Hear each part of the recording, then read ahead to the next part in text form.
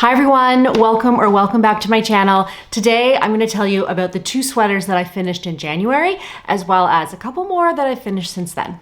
Okay, so I have been very productive in the first 6 or 7 weeks of 2024, and I wanted to come on and show you some of the things that I've made. One of them you would have seen, actually it's the one I'm wearing, in the last video that I showed you how I unraveled a cashmere sweater and re-knit it up into something that I would wear more. So if you haven't seen that, I will link it, have a look. I think it's really fun to watch. You'll see later in my acquisitions that I have, instead of yarn acquisitions, I have sweaters that will become yarn acquisitions. But anyway, this is the Terrazzo sweater by Petite. It's a very popular pattern, and I have to say, I understand why. It just fits so nicely. I really love this. I think it's a saddle shoulder detail here. I love how it fits up top. This is a size 2 and I knit it on 5.5mm needles. So I did go up, I think, a full needle size. I also didn't do the full turtleneck because I was concerned about running out of yarn and because I wasn't sure if I wanted all that bulk up around. I find because I have a rounder face, when I put too much bulk up here, it makes it appear even more round, which I don't like as an aesthetic. I prefer to elongate my face a little bit. So I just did the funnel neck and I actually bound off with a regular, not even alternating bind off. I just did knit bind off all the way around because I wanted it to have a little structure. I didn't want it to be super stretchy as long as it was gonna go over my head, which is totally fine. I thought that adding a knit bind off would actually help hold the funnel neck in position. And I think that's actually worked really well. I also did all of this twisted rib. I guess it's half twisted rib because you're only twisting the knits on both sides. And then also here at the hem. I'll put in a few pictures of me wearing it. I absolutely love this sweater. I might even go so far as to say it's my favorite, although it's always our favorite, right? Our newest sweater is always our favorite, but I have 3 3/4 new sweaters. And this is definitely my favorite, simply because it's the most versatile. It's so soft. You know, my new thing of unraveling sweaters allows me to perhaps knit with more luxurious fibers that I wouldn't be able to put into my budget for a sweater's quantity. Like, I love knitting with, beautiful yarns, hand-dyed yarns, etc. But to get a sweater's quantity, especially in a DK weight, is, it's an investment. And in cashmere, there's just no way. There's just no way it would ever happen. So in this case, I was able to get this DK weight cashmere, and it's a really interesting, if you can see, it's all double-stranded or marled, and it's gray and cream. And it almost comes together as like a greeny gray, but there's no green in it at all. My children love this sweater to the point that I would swear since I finished it, I finished it about 3 weeks ago, and I would say it gets worn almost every single day by one of the 3 of us. So I'll put in some pictures of my daughters wearing them. My 17-year-old likes to tuck it up and make it kind of cropped, and my youngest just puts it over whatever she's wearing.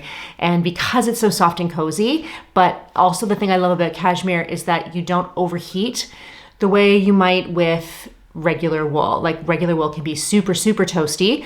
And then, it's maybe a little bit, you're a little bit limited more with the seasons. And given that we live here in Spain, near Barcelona, it's not hot by any means right now. It's definitely winter, but it's not snowing, right? It's, kind of low as maybe like 6 or 7 degrees. And we're already getting up to 18, 19 degrees on a bright sunny day like today. So I only have a short window to wear really the heavy woolen stuff. Another thing is I actually got another piece out of this cashmere sweater, and it is this hat. And let me find my phone so I don't mess up the name. My Baker's Hat by Emily Russell. And this is a free pattern. I loosely follow this pattern because what I did was I'm gonna show it to you, it's kind of funny. So this is the hem from the original sweater. And because this one was a little bit more of a challenge, if you saw the last video, a little bit more of a challenge to unravel, I actually only ended up, there goes my phone. I actually only ended up with 1/2 of the hem. not both halves of the hem. And so I thought I couldn't use it for the hem of this. And also this is just 2x2 rib. It's not twisted rib like the pattern like I was doing for everything else. So I took this, and as I was unraveling, I stopped, just as when you normally frog something, I stopped right before the ribbing started, and I just put it aside. And so when I went to make this hat, all I did was put those loops on my needles and started knitting. Now I did have a false start in that I realized after knitting for quite a while and getting right to the decreases that it was too big, like it was really bulky. So I ripped it all back and I did some decrease rows to get down to the numbers in the My Baker's hat, and then and went from there. And you can see it has a really nice decrease at the top. I've got a little hole there. I've got to close up, and here you go. This hat, fabulous. I love this. I wear it all the time because the ribbing was already, you know, existing. It didn't stretch out any more than it already was. Do you know what I mean? So you didn't have to account for, oh, is it going to stretch out? Oh, this is it. And it literally fit perfectly around my head. And so I find that this sits really nicely. I can too, and I need to weave in some ends, but I can kind of do the slouchy thing if I want. But I have worn this a ton. Same thing. It's very soft, very comfortable. Funny thing is, because I was right at the end of all this yarn, like I said, I was playing yarn chicken just with this. Look at the inside. It reminds me of like thrummed mittens, you know, like these are all my little ends. But unlike with like a wool sweater that I might be unraveling that perhaps is not as precious, like the cashmere I find so precious. It's my own thing about cashmere. I've always felt that way. I did not throw out anything. As a matter of fact, I still have this little thing of just single strands wound against each other. And so that's why when I got to the top, there were all these ends. Now, some of them I have woven in, you can see here. So some of them I've woven in. I will probably go through and at some point wind them in and trim them up, but you can't see it, and it actually provides a little extra warmth. So I'm not too bothered. And then I have this little matchy set, a little matchy action going on. I like it. Okay, give me a sec while I pick up my phone and put on my second FO from January. Okay, and here is the second finished object from January. This is the Naomi cardigan by Sandnes Garn. And you can see the lovely raglan detail here, the double knit band. I'll get into all of that. This, again, was salvaged or reclaimed yarn, depending on how you want to look at it. I think I have a video about it. I can't even remember anymore. But I will put in a picture of what the original sweater looked like.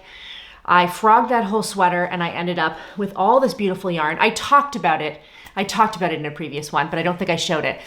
And this one, I ended up with so much leftover yarn. You can see here, I've got 200 grams. All of this is left over that I'm pretty sure I can get a slip over out of this, but I think I'm gonna do a slip over next year. I think it's a little bit too late in the season for me to start a slip over. I think I'm starting to think about spring, summer knitting, but more on that later. This is a great pattern. It was in the Sandnes Garn magazine from a little while ago, and it's almost the same color. I think the one in the picture is maybe blue, and this is like a kind of an icy gray. I used the original ribbing again and again. This one, I did not pick up the loops and knit up. I had already knit the sleeve, and I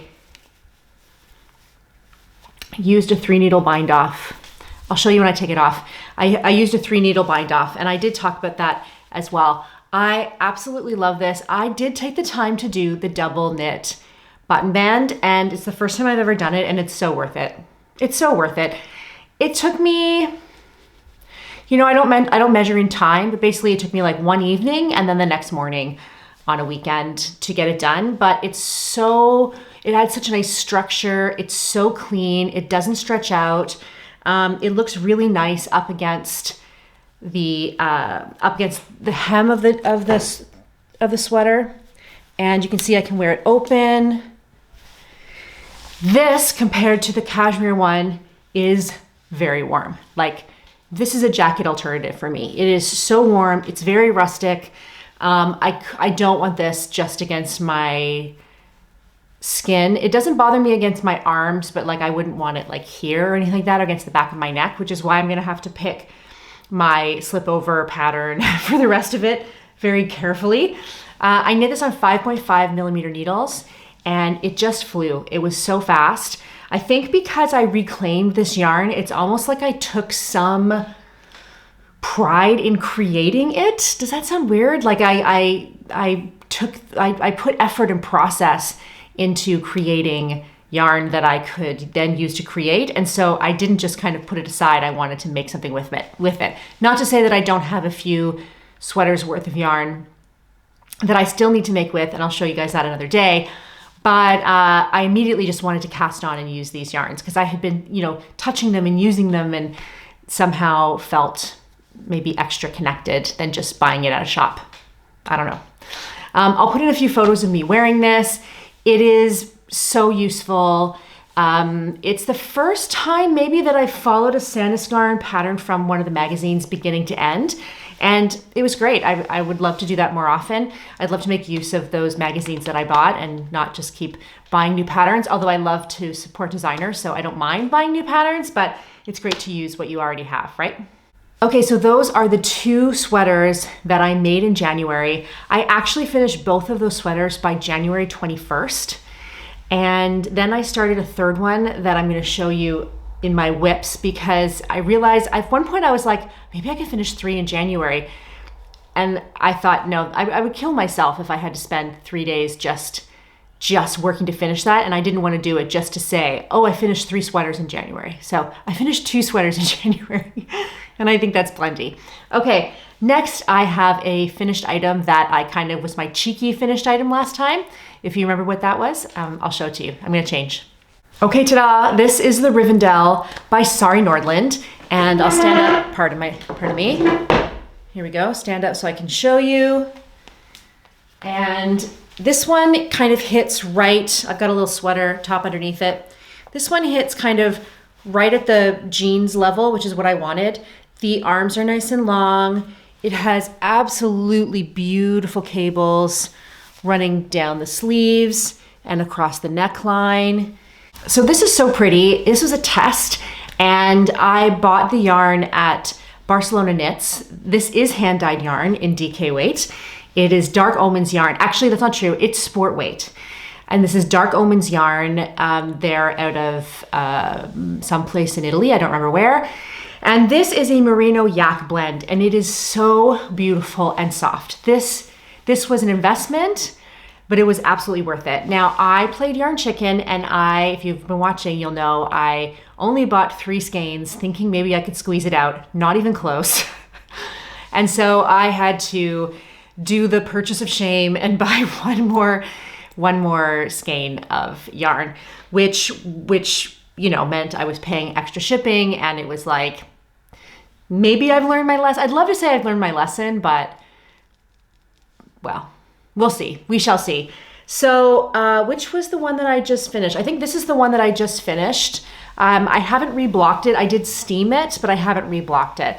There is a tiny bit of pooling, sort of a very subtle stripe. If you're looking really hard, I don't care. I did alternate skeins on the body when I got to kind of 3/4 or 2/3 of the way through the first skein. I then alternated to get into the second skein, and then basically each sleeve took about 2/3 of a skein. So I have about 1/3 of a skein left that I can maybe do another hat or something like that. So I definitely needed the 4th skein. There was no way I was gonna get away without using it. Anyway, this I had to go up quite a few needle sizes. I wanna say that it's on a 3.5, and I had to go up to a 5. So I had to go up quite a bit to get that. Now that could be because I'm using a sport weight and not a DK weight. Didn't bother me. This detail of this cable is so fun to knit. And believe it or not, very memorizable, very memorizable. Like once I'd finished the body and started the sleeves, I did not have to look at the pattern except to keep an eye on my decreases. But for this panel here, let's see if I can open it up a bit. For this panel here that goes across, there's a twisted stitch, there's some purls, the 2 cables, more. I did not have to look at the pattern because it really was memorizable, which was so fun to just be able to go round and round. Now I use, where are they? I used my denim minis from Knit Pro. I do have a set of ChalGoo minis, the red set, so the smaller set. And I don't find I'm using them a whole lot because I think a couple years ago I was knitting more socks and more fingering weight things, and now I'm knitting more DK worsted things. So this is a very reasonably priced set. It has 7 sets of needles. I think it goes from a 3.5 to a 6. Are these a 6? Yeah, 3.5 to a 6. And they come with these little blue cables. There are 3 here. I've got my set already for when I move to the lower half of the when I move to the ribbing on the sweater that I'm working on right now. But it's a really cute little set. I find it very useful. I can't remember how much it costs. I'll put down below, but I got it on Amazon and absolutely worth it. Like, works just great. They're wooden needles, and they make my sleeve island go so much faster because I just doodle doodle doodle doodle do, and there you go. So highly recommend this pattern. It's super fun, It's extremely fun to knit, and I would say definitely give it a try. I could see knitting this again. I'm hoping she turns this into a slipover because this could be a really cute slipover. I don't love drop shoulder though for a slipover, so I would love if she could kind of make it more vest-like. I don't know, maybe I'll DM her and see if she'd do that for us, maybe for the fall. Okay, on to works in progress. Since I've just been talking a lot about sweaters, let's do something different. This is a gift knit for my husband, and he loves the dude sweater from The Big Lebowski. Do you know that The Big Lebowski? And there's a sweater that the guy wears, and my husband wanted one of those sweaters, and I got the yarn, and the sweater just felt really like a lot, but I wanted to do more than a hat. So I'm doing a dude scarf. And what I've used is, again, let me find my phone, a hat pattern called, no, it wasn't free. I think it was like $3.50, something like that, very reasonable. There it is. I used a hat pattern called Hat for a Dude by Katie Pomper, and I turned it into Scarf for a Dude. So essentially what I did was I just looked at a scarf for this. This is a Drops Lima. So I looked for a scarf pattern for Drops Lima, and I adjusted the colorwork chart a little bit to open it up and make it a little bit bigger. And this is 2-sided. So it's a tube that I will eventually, because I just didn't want to do back and forth. And also on a scarf, you don't want to have a wrong side. So I've made it a big tube. I basically am not quite halfway done. I'm about maybe 40% done. Looks good though. We're pretty much out of scarf season in where I am in Spain. So I'm not sure. I mean, if I could really, really speed through it this week, maybe I make this my project for this week, because I think we're getting a cold snap end of this coming week, and maybe he could wear it. So maybe that's what I'll do, is I'll make this my priority. I should be able to finish it in 3 or 4 days, and then he'll at least have it for a couple days at the end of the season. So that is Scarf for a Dude, using the Hat for a Dude by Katie Pomper. Okay, I had another sweater that I unraveled. I was going to unravel this on camera for you guys, but I was just so impatient that I just sort of started doing it and got a little bit of footage as I went. So here it is.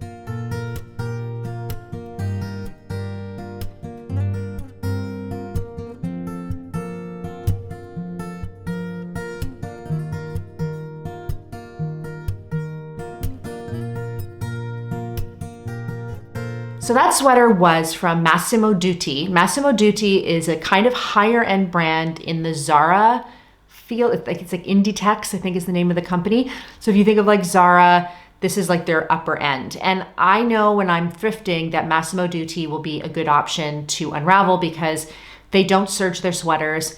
I would say half the time are only, maybe a little more than half, are only natural fibers. And I always ask first and get them to take a picture so I'm sure. And always good quality. And because it's a Spanish company, I can find it secondhand really inexpensively. So I'll put in a picture of the sweater originally and what I paid for it. And this is 90-10 cotton cashmere, 90-10 wool cashmere. And it is in a, actually maybe I'll show you the wool first. It is tweed, wool cashmere tweed. And you can see that it is 2 strands. Here we go. 2 strands, the whole thing. And a little dog hair mixed in. Thank you. And I decided to make the sweater number 18 from My Favorite Things Knitwear. And I'm very well almost done. Oops, I'll show that to you here. So I finished the first sleeve and I started the second sleeve last night. This has a double folded neckband. I'm waiting on that. I actually just did a very simple bind off because when I picked up for the stitches as was instructed, I got, I think, 7 or 8 fewer stitches. And I was concerned that it might mean that the neck was too tight when I put it on. So I just bound off just to see what happens. I did, I think, 10 rows or something like that. And then I bound off. It does not bother me as is. It fits just fine. The only thing I would say is that you don't see the texture as well because of the tweed and because of the nubbiness. This is a woolen spun yarn, not the worsted spun, so it's very light. Like it's super, super light. It has that kind of spongy texture. It doesn't have that plied spun texture. It is nice to knit, but maybe a little bit picky. It's certainly not as nice as the cashmere to knit. So some people have asked me about washing the yarn before I unravel it or after I unravel it. So what I do is I wash the sweater first and then I unravel it. And here's what it looks like when I'll do a little section so you can see. So here's what it looks like unraveled. It's noodly, but not crazy noodly. As I'm knitting, I don't notice it at all. If I'm doing a straight stockinette with a smooth yarn, I might see a bumpy texture and then I just steam it or soak it and then it's fine. So for instance, like this one here, it lies really nicely and flat. So I don't have a problem. Now, for argument's sake, I did do a section here. So I washed and dried this hank. Where's the center of it here? Something like that. There we go. I washed and dried this hank. You can still see it's still noodly. It's softer. It's maybe more pleasant to knit with. I saved this for last because I was a little bit worried about my second sleeve, but I think I'm fine. And then I'll probably go back and do the neckline again or add more to the neckline and do the double fold because I think I will have enough. But it is softer to knit with. Is it worth it for me to wash and dry an entire sweater's worth of hanks for a slightly smoother knitting process? No. For me, it's not worth it. I have now made, I've made 3 sweaters and a hat with reclaimed yarn without skeining it and washing it and drying it first without a problem. Anyway, so this is nice because it's woolen spun, it's light, it is got 10% cashmere, and I do really like the texture. This is my favorite things knitwear garment, and yeah, I'm pleased with it. It's really nice. I think this should be finished really soon, maybe, well, certainly by the next time I see you. I do have one other sweater WIP that I'm on Sleeve Island as well. It is the Carol sweater by Julia Wilkens. I'll put in a picture, and I just lost steam on it. There's nothing wrong with the pattern. It's really cute. I just lost steam on it, so I'm going to go back to that and finish it before I do anything else. You heard it here. I'm gonna go back to it. Other than that, anything that I have WIP-wise, I'm considering inactive at this point, and I'm allowing myself to not stress. I've been feeling a little bit stressed, and our hobby is not for stress. Our hobby is for stress relief. So if we are feeling stressed in our hobby, we need to make a change. It's not our career. At least for me, it's not my career. It's my hobby. So I really want to enjoy it. Okay. I do, though, love making plans. And, well, don't we all just love, like, isn't the most fun just sitting on Ravelry and looking what everyone's making, looking at the new patterns, comparing it to your stash? What could you make? What might you buy? Like, knitting dreaming is just as much fun as any other part of knitting for me. Knitting dreaming is my favorite part. I also love having the finished objects, but the knitting dreaming is just lovely. So I have this yarn from Knit Crate, which is now defunct. This is the Audine Wools Bloom. I bought 4 hanks of this with my like points, my customer points kind of thing. And then I went and used part of it in my shawl, my Espace Tricot shawl, which was dumb because now I'm limited into what I can make with it. I don't know what I was thinking, but anyway, this is a really cool blend. So this color is called Nasturnium, and you can you see how like the depth, right? Like there's so many colors in there. This blend is 80% alpaca wool, 10% silk, and 10% camel. Cool, right? Now, I'll put in a picture. I made the Clark sweater for my daughter, and I had this in another color. I had it in like a beigey stone color, and it knits up beautifully, and it is very soft, like totally next to skin soft. So I bought a new pattern okay, we were going to Paris. We went to Paris, the girls and I, for 3 nights. And at the end of the video, I'll put in some footage of a merceria that we went to in Paris. I did not buy any yarn in Paris. I did not actually go to any yarn shops specifically, but there was a merceria une mercerie in the Marais. And I literally was about to get in the Uber in 10 minutes, and I walked past and I looked right, and it was in this little corridor. It was so beautiful, and I was like, stop, everybody stop. And we went through. So I'll put in either at the end or right now, I'll put in some video of that. What was I saying? Why did that come up? Oh, because I wanted to have something to knit on that trip. And I thought, okay, I'll cast this on. And in the end, I was like, no, don't cast on something new, work on something you already have. So I worked on the brown sweater, but the truth is I barely knit at all. I knit on the plain there and a little bit on the plain back, barely at all. I also cast on a new sock using some sock yarn from Cami Jo Knit, but again, I literally did this much, so. But the name of the sweater that I want to do is called the Cognac sweater by Atelier Castin. And you know what, I'll put in a picture, much better. And I wanna make the version with the I-cord around the neck. I'm just craving simple, clean, easy knits. And I think this one will be lovely. I think it's a nice color for me. I'm so struggling with my colors right now. If any of you out there are really good with colors and you've known me for a while, I'll put in my Instagram so you can go like look at my pictures.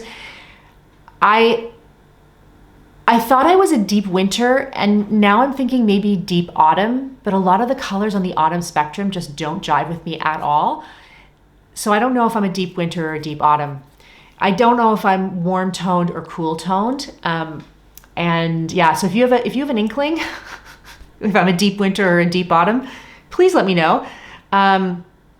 Because my youngest daughter is very, like when you think of that kind of warm undertones, she's like that. Like she's peachy. So is my husband. And my husband always jokes that I'm green, that I have like olivey skin. I don't think I actually have olivey skin, but I think I've always had it in my head that because I'm not peachy, that I must be cool toned. But then when you see pictures, I do often look kind of tanned and glowy. So I don't know. Anyway, I think this will work. I think it's nice. And I think with 3 skeins, I can get maybe a bracelet length sweater, but that's fine because we're heading into spring. So there's that. And then in terms of acquisitions, I have 2 sweaters that I purchased to Frog. And I'll put the picture, I'll put the cost on the screen because I don't remember. This is another cotton cashmere. And again, is this my color? I don't know. I don't know. This is this also Massimo Dutti? I want to say it is. No, this is Henry Cottons. And this is 90% wool, 10% cashmere. I just thought the color was so fun. You might notice I've already opened up one of the sleeves because I got so impatient, but then I waited. I'm like, no, show it off first. It has some, how do I hold this up nicely? It has some cables down the front. Again, it's a very nice sweater. It's just not my style, and I would like to take something and repurpose it so it gets another long, long life. I don't look at this process as destroying something. I look at it as recreating into something that will be, you know, I mean, I would like to think that my handmade garments will be used and cherished by someone for a really long time. And there's so much secondhand clothing on the market, so much. And I think if you can use it to, you know, to better effect, then why not, right? Okay, so, oh, and also I stole the buttons from this for my Naomi cardigan. So that's where those went. They went to my Naomi cardigan. So as you can see, I've already opened this up. This will be my next, and it's just so easy. Like once you learn how, if you go back and look at some of my previous videos, once you learn how, it's just so easy to open up and it's just so much fun. It's so satisfying to just go prunk, prunk, prunk. And this is really, really soft. I was thinking for this, I was thinking of the Guernsey Genser, also from Sandnes Garn. I thought it might be nice to make it in a bright color. That would really, really show off all that texture. And it's not a usual for me. Again, I don't know if this is gonna happen now because I feel like we're at the end of the winter season. I think I probably will frog it now, but I don't think I'm gonna use it now. And I have washed this and air dried it. So it has been washed. The other one, this one I got for €7, $7 online. And you can see it is a fisherman's rib or mistake rib. It has this crazy, crazy funnel neck. I'll try and put in a picture of me wearing it. It's very boxy. It's like your boxy oversize sweater, but it's too boxy for me. It's too oversized for me. I do like, they have a very cool eyelet detail on here. It is cool, and I've actually worn it. It's very warm. So this is a, I believe it's 75-25. 75-25 wool Angora.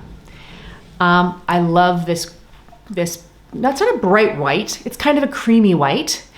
And for this, I was thinking of this sweater by Aegyo Knits. I can't remember the name of the sweater off the top of my head, but it's that one that's knit from cuff to cuff, huge, gigantic, cozy, and similar vibe in that it's oversized and boxy, but I think it will suit me more, and also I'll have made it myself. So I'm going to enjoy it because I will enjoy the process of all those luscious cables. And I think this is thick enough to do it with. I know that that one I think is a worsted, but it's very chunky. So anyway, I haven't decided yet if I'm going to start this one or not, only because in the lighter color I might be able to get away with it.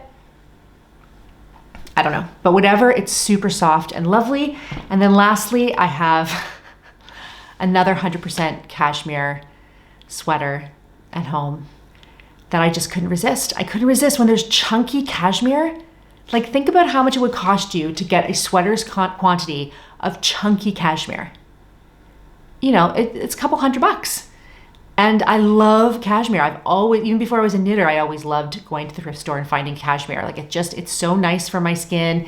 I don't overheat. I like to sleep in thrifted cashmere sweaters that like, you know, have imperfections and you can't wear them. And my kids really love them too. So I don't know why I'm making excuses.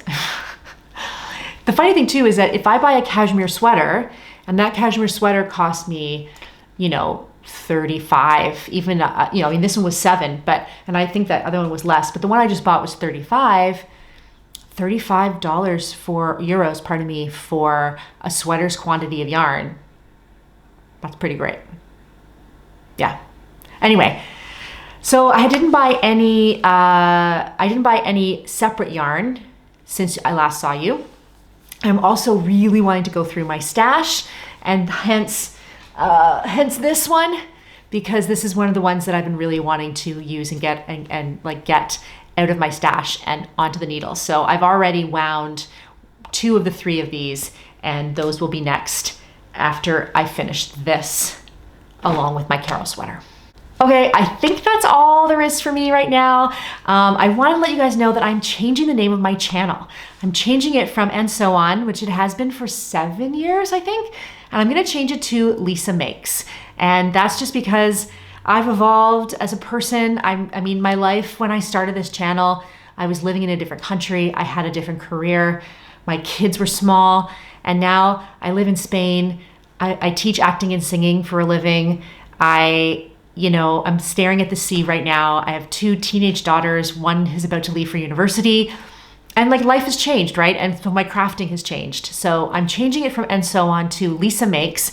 And actually, I think by doing that, it will take the pressure off, and I might actually find some sojo again. So keep your eyes open. I'm just gonna keep making for you guys. And I hope that you enjoy it. I hope that you share it. And I hope that you share the love, of crafting in general, and we can keep going for another 7 years. Okay guys, that's all for me. I hope that wherever you are, the sun is shining and you are knitting or sewing or doing whatever makes your crafty heart happy, and I will talk to you soon. Bye-bye.